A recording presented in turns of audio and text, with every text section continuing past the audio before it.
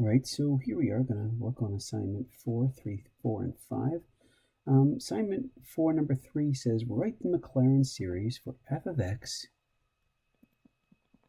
equals 1 over 1 minus x, and find the interval of convergence for this.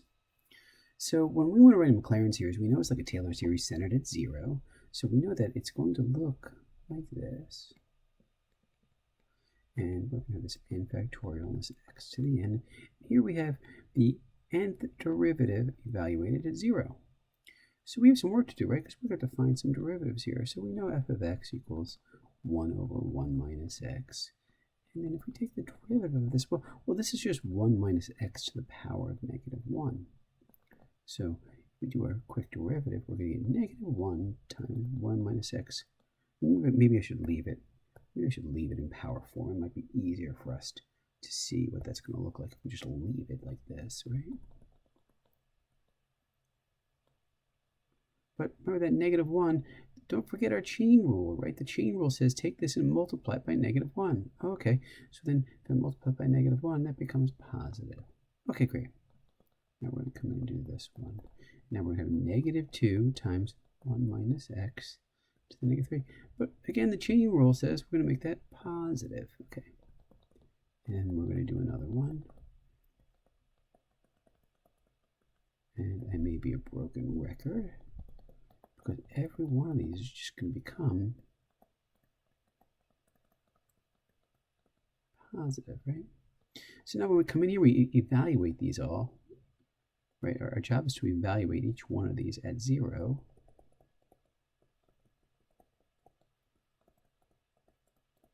We're going to see, well, we plug in 0, we just get 1. We plug in 0 here, we get 1. We plug in 0 here, we get 2 times 1, 6 times 1, 24 times 1. So we're going to use this when we start expanding on this, and I guess I'll make some more room here. And we're going to have the first term, 0 factorial x to 0, 1 factorial x to the 0, 2 factorial x to the 0. Why am I writing 0 every time? I don't know why. Let's fix that quickly. Okay, that's better, right? And this is kind of overkill, right? But we'll do it anyway. We're going to plug in now this first 1. This f of 0 is 1. F prime of 0 is 1. F double prime of 0 is 2. F triple prime of 0 is 6. And f quadruple, the fourth derivative of f evaluated at 0 is 24. But the cool thing is that these are all the same thing, right? 2 over 2 factorial, that's 1. 6 over 3 factorial, that's 1. These are all 1. So this is just 1 plus x, and this may be no surprise. We've talked about the series before, right?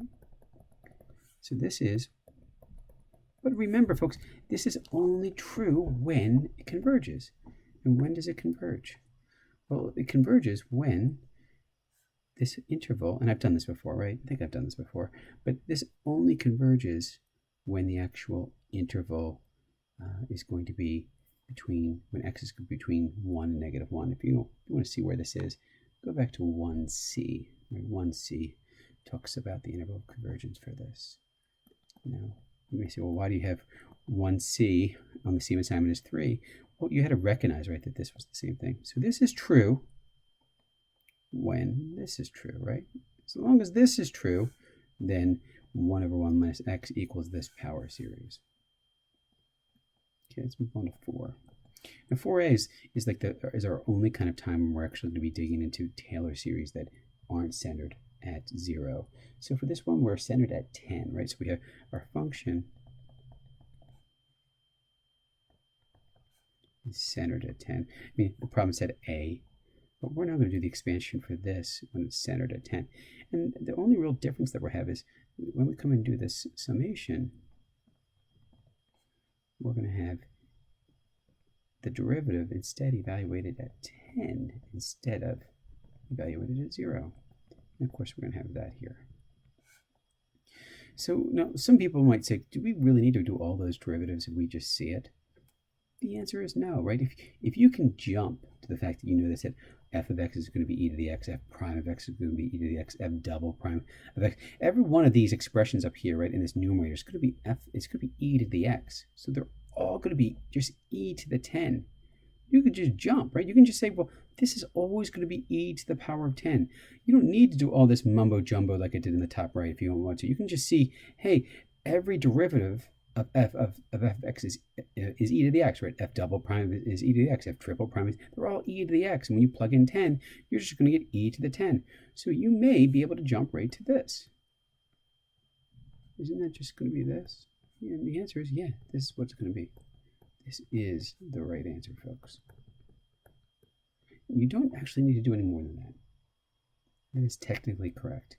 If you wanted to, you could have written it out. And this is just, for those of you that didn't see that right away, you could have written it out. You could have written out the whole thing and said, well, I didn't see that. So I had to go through this whole process. And for all of you who don't want to see this, just fast forward. That's what the beauty of the video is. I can keep doing this. And for those of you that don't want to watch it, you don't have to.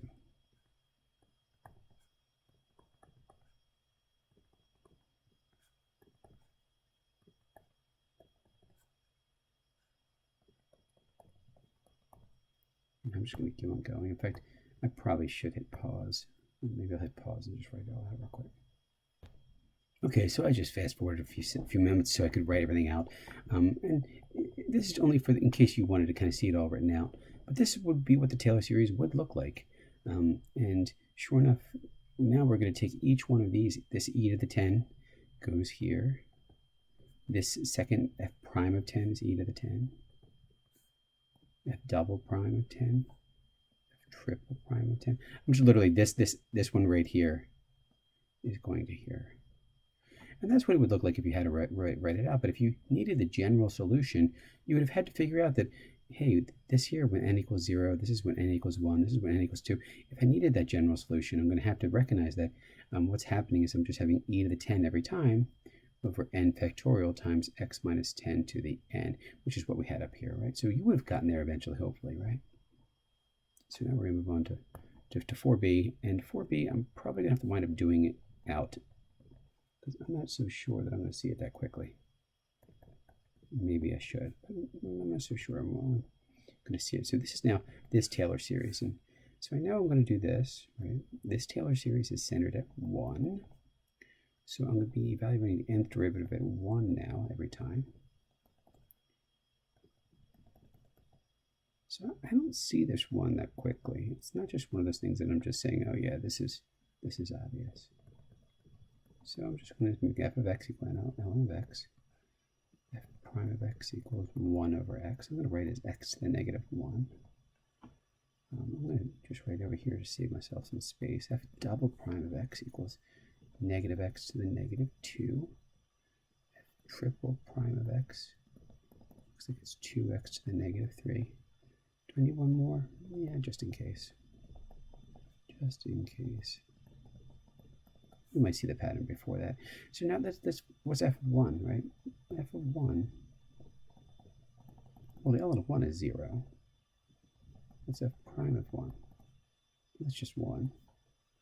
What's f double prime of 1? So that's going to be negative 1. F triple prime of 1 is going to be positive 2. And the fourth derivative, just for good measure, is negative 6. Okay, so they look like they're good for now. Let's see if we can now write out this expansion.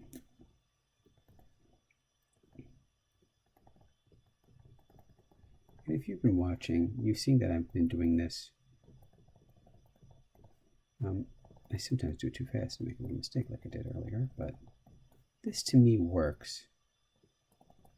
Just so I can kind of start thinking about, this is like the part that's automatic for this Taylor series. Now I have to start thinking about, what's going to come next. Okay. So this gets us, I'm going to just plug in these numbers ahead. This is that 0. There's that 1. There's the negative 1. We got 2. We got a negative 6. Well, this is going to be weird, right? Because, well, first of all, we know the first one's 0, right? So we know the first one is 0.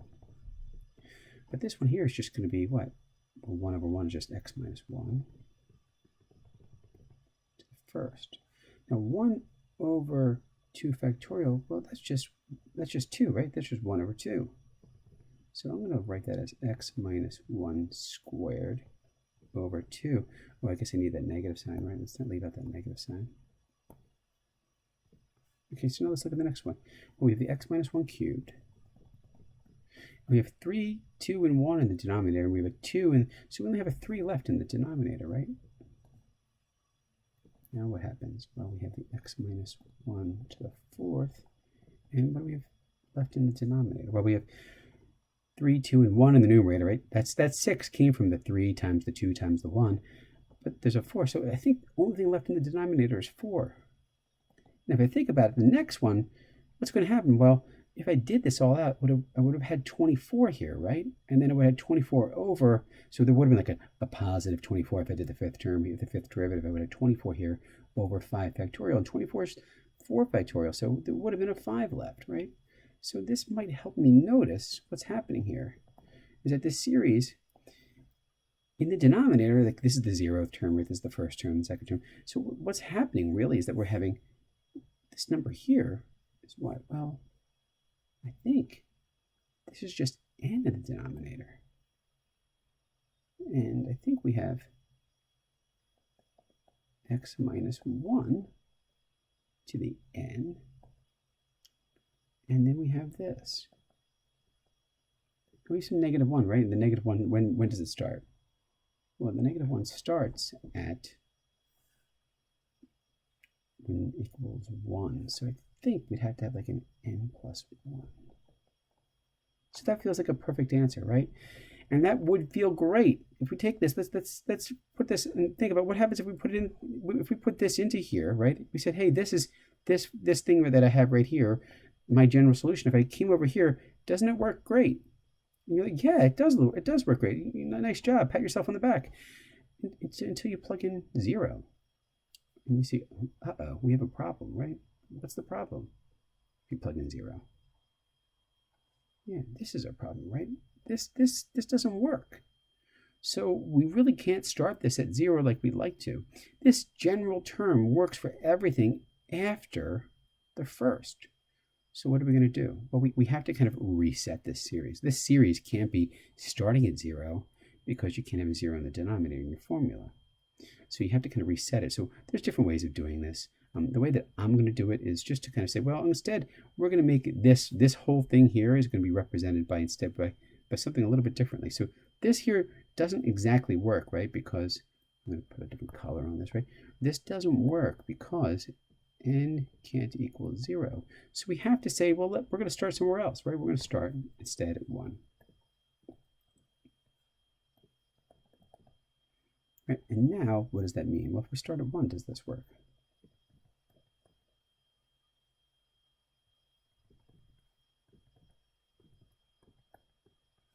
Now are we happy? What do you think, folks? Yeah, I think it works, right?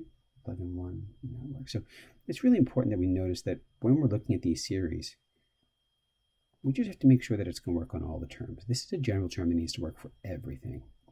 And we've seen that it doesn't work for that n equals 0. So we have to come back and reset the start button, that's all. All right, so that was the end of 4. We're going to switch gears now. We're going to be talking now about doing this, but we're going to talk about now using the Maclaurin series that we know and love so much, the ones that I kind of think that you need to have in the forefront of your mind. And so these are the 4 that I think that you just kind of have to know. Like when I think about Taylor series, I think about these. These are the ones that I'm just saying, yeah, these are the ones that are in my repertoire. I have this one memorized. I have the odd one memorized, because remember, sine is an odd function. And then I have the cos memorized. And I also should have this one memorized too, right? This one here up in the box is a good one to memorize too. They're like the 4 Maclaurin series that you should just have ready to go. When someone asks you a question, if someone walks up to you in a hallway and say, hey, I got a question about a Maclaurin series, you want to have these kind of ready to go. So when we come in and ask 5a, someone says, hey, give me the Maclaurin series for sine of x squared. And you say, well, I know sine of x. I got that, right? Sine of x is x minus x cubed over 3 factorial plus x fifth over factorial. So sine of x squared is going to be what? Well, sine of x squared is going to be the same thing as this, just replacing every x with x squared. So we're going to have x squared minus x squared cubed plus x squared to the fifth minus, so this keeps going, right? Now here's where it's nice to have that general formula, right? The general formula that we went over the previous lecture or whatever, lesson 6. It's helpful to have that general formula for this. So for the sine of x, right, the general formula for this one is something that look like this, where we have -1 to the n, x to the 2n plus 1 over 2n plus 1 factorial. So when we come in here now, we're going to write the general term as -1 to the n still. Now it's going to be x squared to the power of 2n plus 1 all over still that 2n plus 1 factorial. So this is actually correct. I mean, this is correct, but no one's going to write it this way. No one's going to want to see it that way, right? They're going to want to see you write this out nice and clean. And the problem, if I think it asked you, did it ask you for the first 3 or first 4? So the first 3 non-zero terms. So I gave you more than you needed. You could have stopped right there, right? You could have stopped right there. They're the first 3 non-zero terms. This one here, you actually didn't need. And then we can think about what this term is going to be. It's going to be -1 to the n. And then, well, should we leave it like this? No, right? We could write it multiple ways. You could have x squared times x to the 4n, but I think it's just easy for us to just multiply that 2, distribute it through. And there we have it. Our first 3 terms of sine of x squared, and then we have the general term here. Okay, 5b.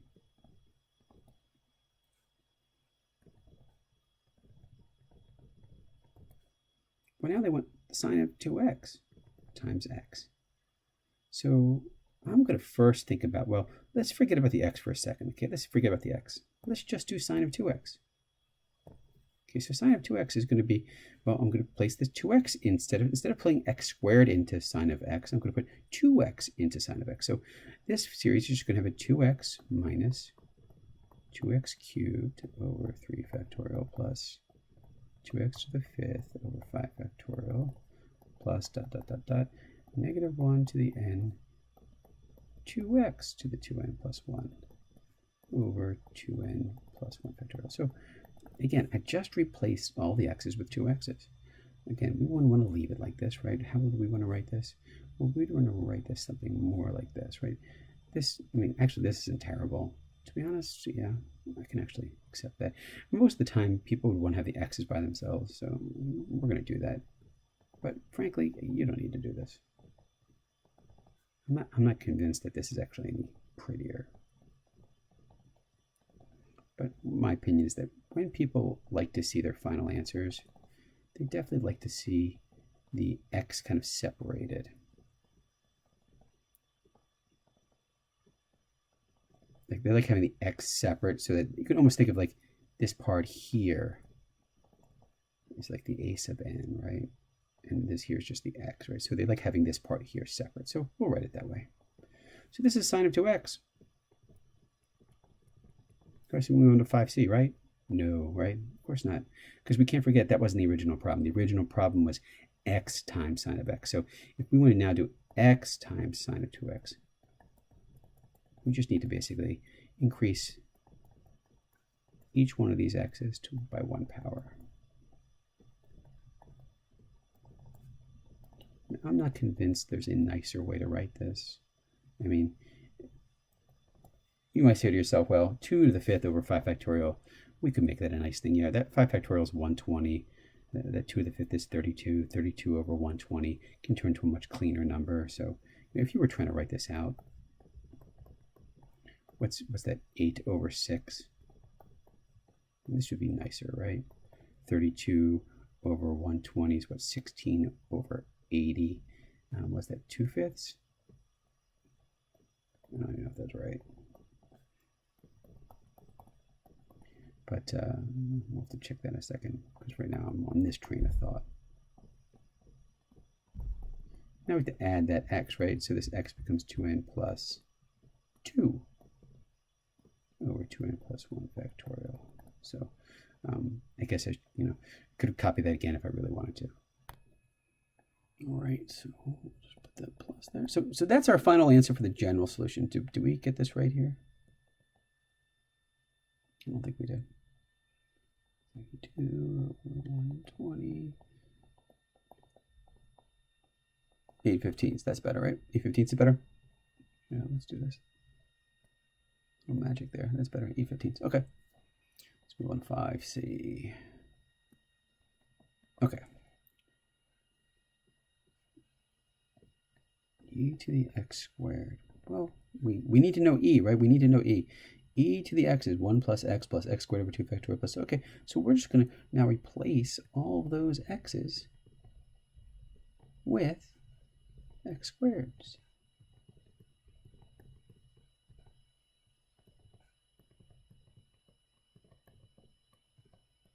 Again, I think I'm doing more than I need to.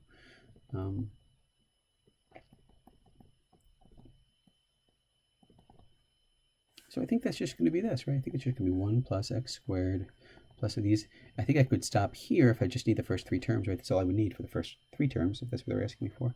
What they're asking me for, was it first 3? Yeah, first 3 non-zero terms, right? And then we go out to x to the 2n over n factorial. And just, if you wanted, that would be what, x to the 6 over 3 factorial, I guess, right? Okay.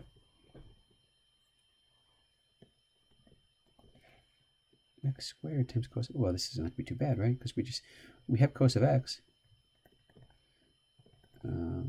Cos of x is just 1 plus x squared over 2 factorial plus x to the 4th over 4 factorial. Oh, actually, there's a minus sign in there, right?